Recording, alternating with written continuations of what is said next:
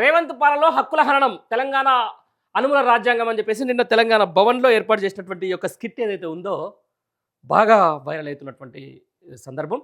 అందులో వాళ్ళు కళ్ళకు గట్టినట్టు చూపించారు. ఓవైపు రాజ్యాంగాన్ని పట్టుకొని మొత్తం రాజ్యాంగాన్ని కాపాడాలని చెప్పేసి రాహుల్ గాంధీ ఇస్తున్నటువంటి ఫోజులు ఒకవైపు, ఇక్కడ తెలంగాణ రాష్ట్రంలో జరుగుతున్న రాజ్యాంగ హననం అనేది మరోవైపు. అంటే ఎంత దారుణ స్థితికి వెళ్ళిపోయిందంటే పార్టీ ఫిరాయింపుల అంశానికి సంబంధించి అయితేనేంది, సోషల్ మీడియాలో కార్యకర్తల మీద జరుగుతున్నటువంటి కేసులకు అంశానికి సంబంధించి అయితేనేంది, ఇక జర్నలిస్టుల మీద జరుగుతున్నటువంటి దాడులు అయితేనేంది, వాళ్ళ అక్రమ అరెస్టులకు సంబంధించి అయితేనేంది, మొత్తానికైతే తెలంగాణ రాష్ట్రంలో ఘోరమైనటువంటి రాజ్యాంగానికి ఘోరంగా ఇక అది ఎంత తక్కువ అయితే అంత మంచిది రాజ్యాంగ హననం మాత్రం జరుగుతున్నటువంటి వారు. దీని రూపంలోనే ఈరోజు నిన్న గణతంత్ర దినోత్సవం సందర్భంగా యంగ్ అండ్ టాలెంటెడ్ డైరెక్టర్ అజన్ మంకన్పల్లి అని చెప్పేసి చాలా అద్భుతమైనటువంటి డైరెక్టర్. ఆ పిల్లాడు చాలా వరకు నాటకాల రూపంలో, లఘు చిత్రాల రూపంలో కూడా ఎన్నోసార్లు రవీంద్ర భారతిలో కానీ చాలా గొప్ప గొప్ప వేదికల్లో ప్రదర్శించినటువంటి మంచి ఒక డైరెక్టర్, మంచి నటుడు కూడా.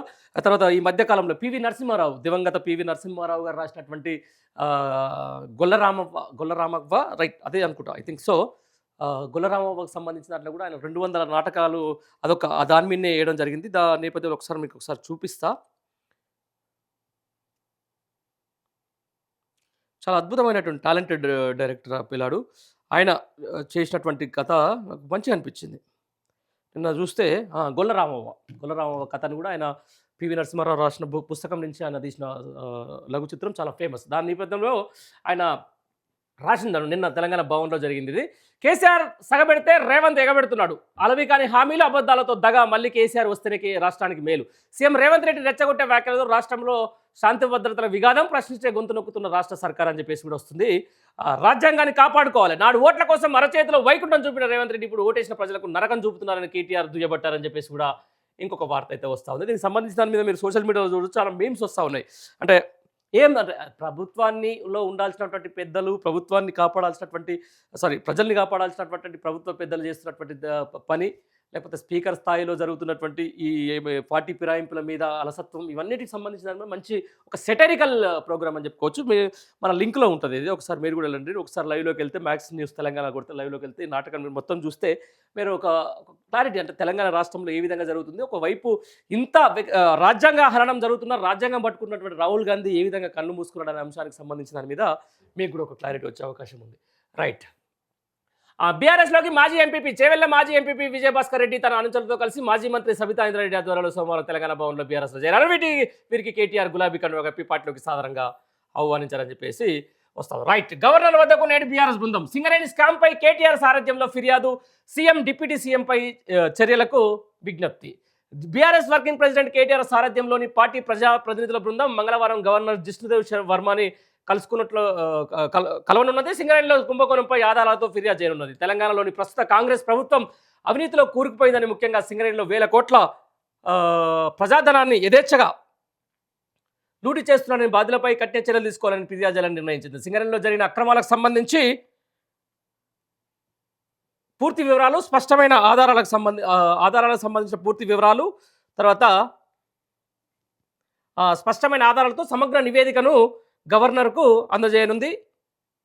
సింగరేణి లాంటి ప్రతిష్టాత్మక సంస్థలో పనిచేసినటువంటి భారీ కుంభకోణంలో ముఖ్యమంత్రి రేవంత్ రెడ్డి ఆయన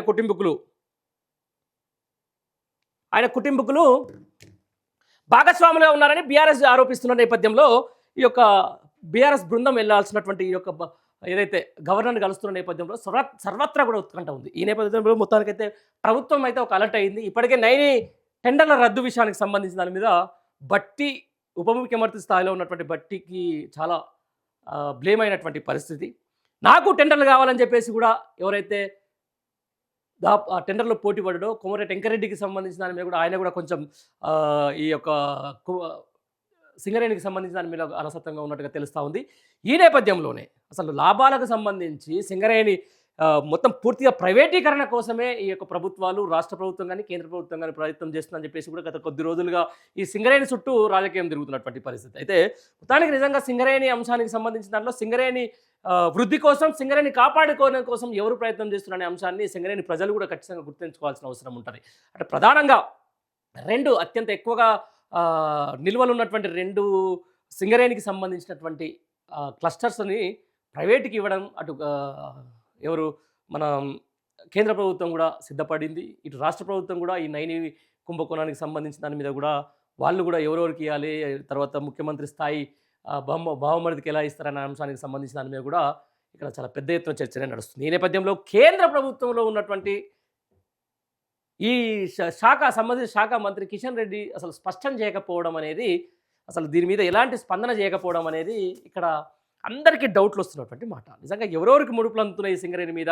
ఈ నైని కుంభకోణం అయితేనేంది, లేకపోతే ఈ యొక్క సింగరేణికి సంబంధించినటువంటి టెండర్ల అంశానికి సంబంధించిందా గానీ, ఏం జరుగుతుందనే అంశాన్ని ఎవరు కూడా బేరీజ్ చేసుకోలేకపోతున్నారు. ఎవరు కూడా దాన్ని అసలు ఎందుకు పట్టించుకోలేకపోతుంది. అసలు కిషన్ రెడ్డి దీని మీద ఎందుకు దృష్టి సారించలేకపోతున్నారు అని చెప్పేసి కూడా ఇటు ప్రధాన ప్రతిపక్షం బీఆర్ఎస్ కూడా ఆరోపిస్తున్నటువంటి మాట. అంటే దీనివల్ల ఎవరెవరికి ప్రయోజనాలు పొందుతున్నాయి అనే దాని మీద ఖచ్చితంగా ఇప్పటికీ ఈ నైని కుంభకోణానికి సంబంధించి కాంగ్రెస్ పార్టీ విపరీతంగా బ్లేమ్ అయిన మాట వాస్తవమే.